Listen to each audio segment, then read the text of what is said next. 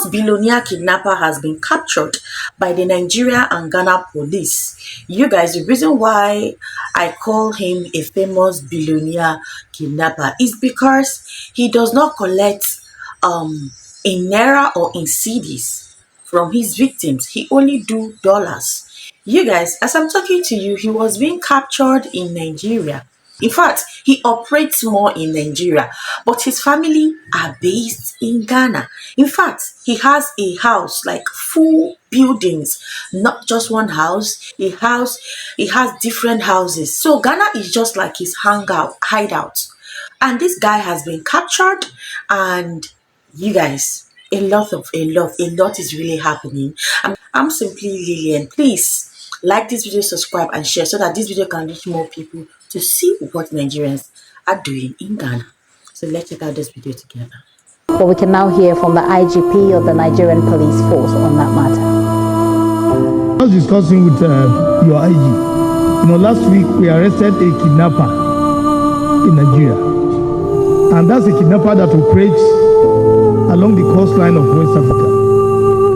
Like I told him, he even has houses. His family are based in Ghana here.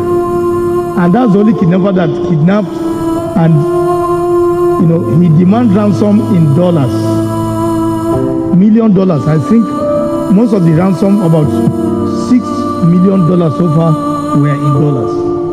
And he can keep a victim for as long as 6 months. So you can see how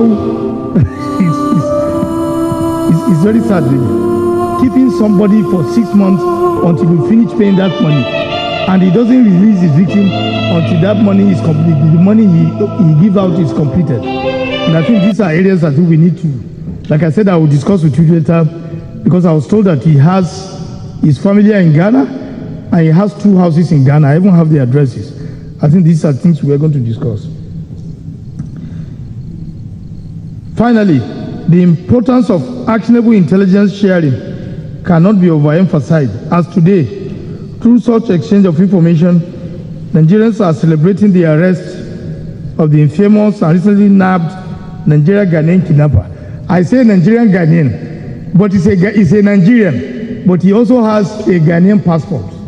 And I think that's something people have to look at. Nigerian Ghanaian kidnapper, Chukwudemeji George Onwamadike. They also call him alias Evans. It's a very popular name in Nigeria, Evans. They call him Evans. That's what his criminal, what do you call it? That's his short name. Instead of this long name, they say also known as Evans. We call him Evans in Nigeria. Evans was apprehended 2 weeks ago by the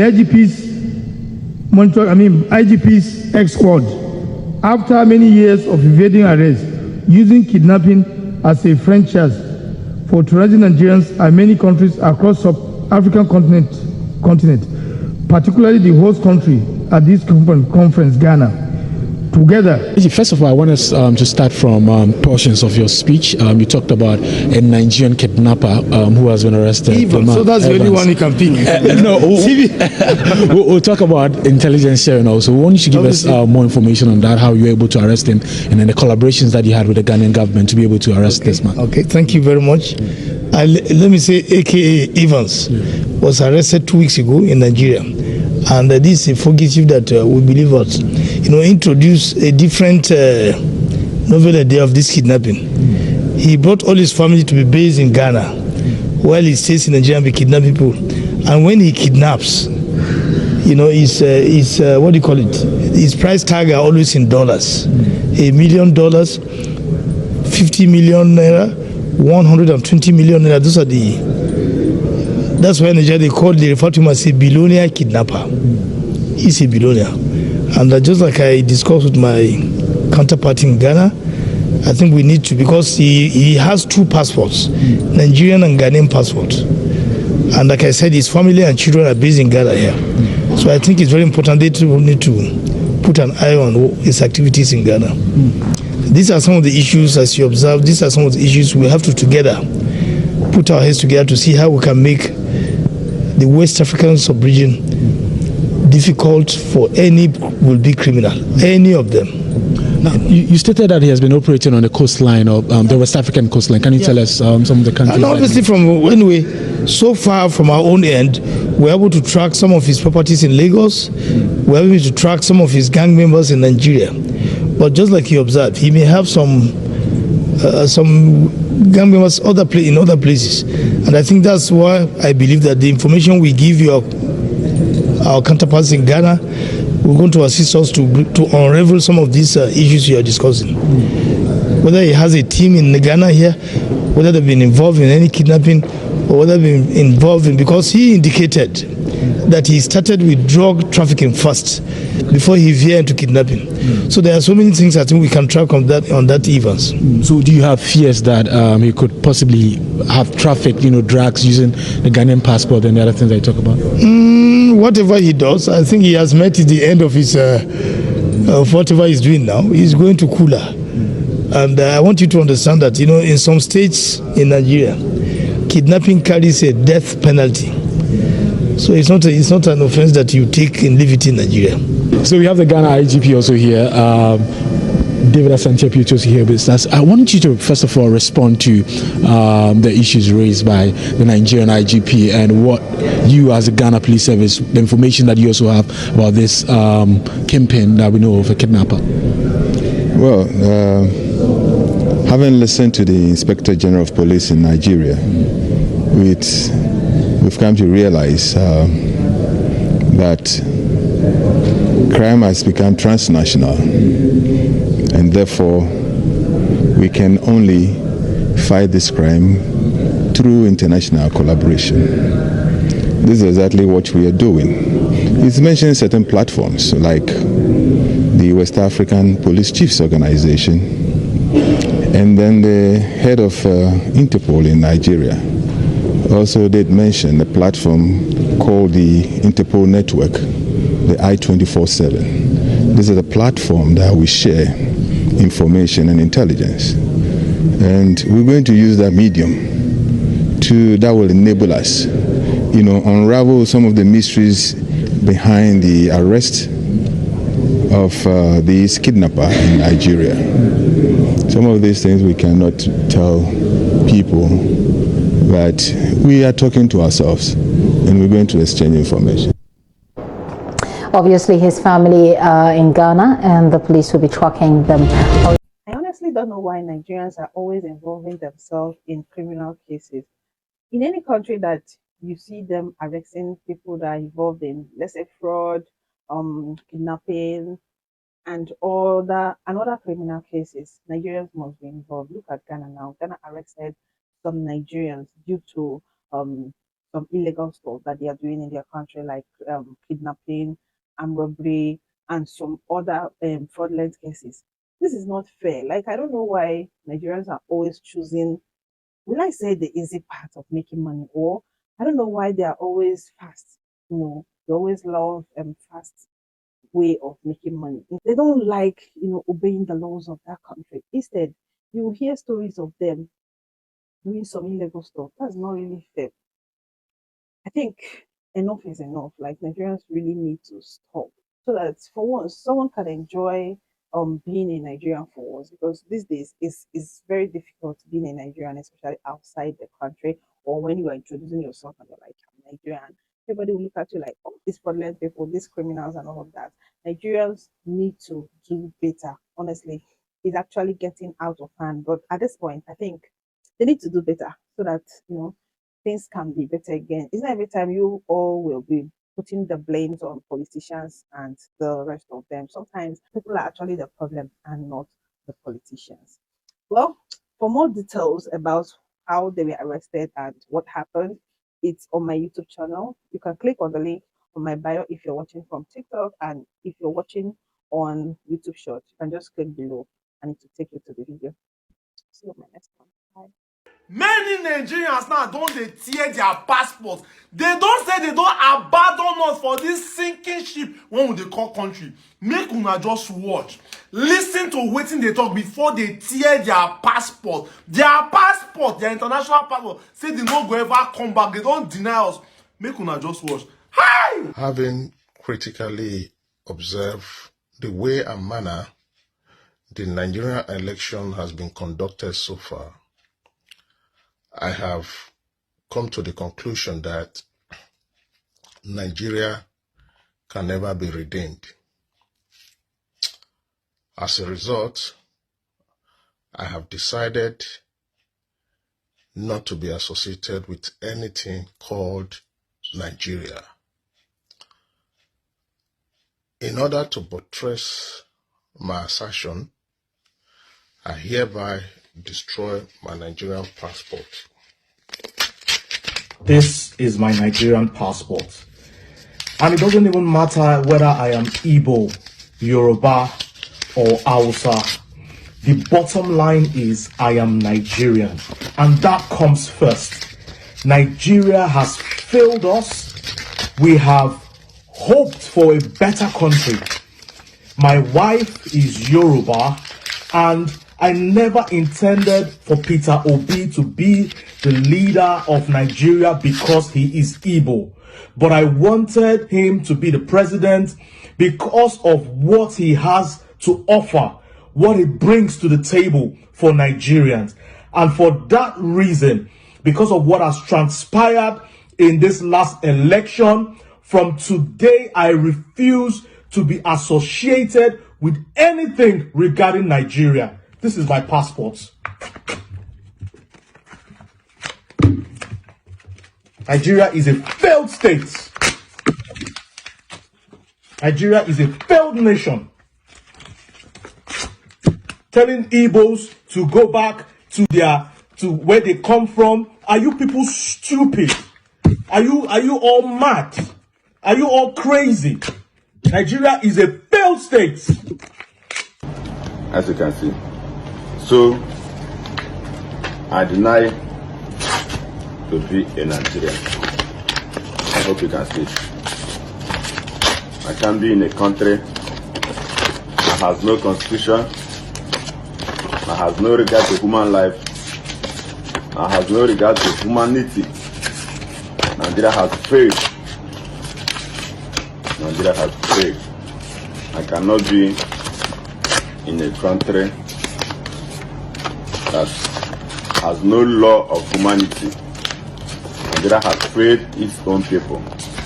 The law also has failed. The law also has failed. With what is happening in this country, I can't be holding this rubbish. I can't hold it. I feel so ashamed to be a Nigerian to hold this passport. If under Buhari's watch, the president of Nigeria, results will be read in Rivers State. With what is happening in Rivers State, my guy, leave it. There is no hope for the common man again. There is no hope. There is no hope. There is no hope. We are finished. Finished. Finished. We are finished. The government has failed us. Buhari is a shame for under his watch such a disgraceful election will be conducted, and we want people to accept it. We want to accept that rubbish. Is it not a shame? Many Nigerians now don't they tear their passports. They don't say they don't abandon us for this sinking ship when they call country. You guys, at this point, I would say that Nigeria SSS is too much. Because make it make sense to me. Is it that Nigeria has actually taken Ghana to be their hideout, or somewhere they think they can come and do the kind of crimes that they do in Nigeria? Because according to what we just listened, that he does most of his kidnappings in Nigeria and then he hides in Ghana with his family. In fact, he has two houses, two good houses in Ghana. He's collecting rent and the ones that his family are living. And according to the IGP, he said that he might have his own gangs in Ghana, that he even started with, what are they calling it? Drug trafficking. Then he migrates. He now saw that drug trafficking, they fit catch me. Then he now migrate to billionaire kidnapping. You just heard what he said, that the reason why they call him billionaire kidnapper is because he collects in dollars. And even though he wants to collect in naira, he collects in huge amounts, like 150 million, 300 million, 120 million. So he's actually a billionaire kidnapper. You guys here, they have been tracking him, and he operates around the coastal area. Like, according to the IGP, he said this is now becoming an inter-country, I don't even know what he called it, and they are going to be taking it serious. A lot of crimes being committed in Nigeria, other African, even in Libya. Nigerians at what, like, at this point, I'm just going to say that Nigeria SSS is too much. Yes, it's too much. And when we talk, some of you guys will be like, if we don't talk out, who is going to speak out? These things is not like this before, and that is why people keep on. Now, a lot of people are even afraid of being carried or your picture being shown. Crime is reducing small because we are talking. A lot of Nigerians need to know that every other person, they hustle their money. If everybody is doing this kind of sharp money, we want to make sharp money, nobody go remain for this life. Nigerians are ready. Like, I'm actually angry. Nigerians are ready to unalive people just to take something that does not belong to them, something that someone else have sweat for, and then they will just wait around the airport. When these international people are boarding down, they will immediately, in fact, he kills his victim 6 months until they complete that money. 6 months, when they just say, if they go sell market, when they go sell market, bring the money, come, I will not release you until you complete that money. But I'm so happy. He's being captured. Like, they catch him. He's being captured. Shame no day our eyes, Nigerians. Do you see this kind of news? How do you feel? Sometimes I look at this kind of film, my stomach starts running. Like, I just start getting running stomach immediately because I don't know how to feel. Why can't they give bad news in Africa without mentioning Nigeria? Is it bad? Can't you just give Nigeria a good name? A guy was actually giving a testimony on how God helped him to leave Nigeria because he does all these online stuffs. He got most of the students outside of the country. And when they want to come, they said, in fact, I want to have an online face-to-face class with you. I don't mind in your location lodging. And then when he mentioned Lagos, Nigeria, he loses a lot of clients. He have to migrate back to, migrate to UK. And that is how his business started booming again. So people don't know, say, Nigeria, they don't even trust the individuals because of this money mongers. What is his name? Chuku something. Now, this name is also Igbo. So when people are talking, when some people are talking, you be like, they are coming after this particular people, they are coming after Nigeria, but it's the attitude. We really need to change. Yes, Nigerians need to change. This is a bad thing. I don't know why Nigerians keep on moving after Ghana passport. Once you stay in Ghana for 2 years, 3 years, your eye don't dey chook passports. Once you just get this passport, all the illegals will be using Ghana passport in your place. Now he's calling himself a Ghana Nigeria Elvis, whereas he's a Nigerian man, full Nigerian man, but partially using Ghana passport to do crimes. I know when he wants to travel out of the country, he uses Ghana passport. But when he's in Nigeria, he uses Nigerian passport. Nigerians say, we need to change, oh. You really need to change. Nigerian, this world, this is so bad. A billionaire thief. Please, they need to track down his house in Ghana. Track it down and collect he has companies in Lagos. He has houses. Only God knows how many people he has pied. This is not making sense. Nigerians, it's not, your SSS is too much. Yeah, it is too much. I'm having headache. My eyes are red. I was reading one news. I'm like, oh God. I saw it's like you can see someone's hand. I was tearing up. That's why my eyes is still red. What Nigerians are doing to their fellow human being. I might not just put the video of that girl that was using the SIM card, but I will do it on another video. So if you're seeing me for the first time, I'm simply Lilian. Please like this video, subscribe to this channel so that more people can see and be cautious of the environment in Ghana. Thank you so much. I still remain simply Lilian. I love you so much. See you on my next one. Bye.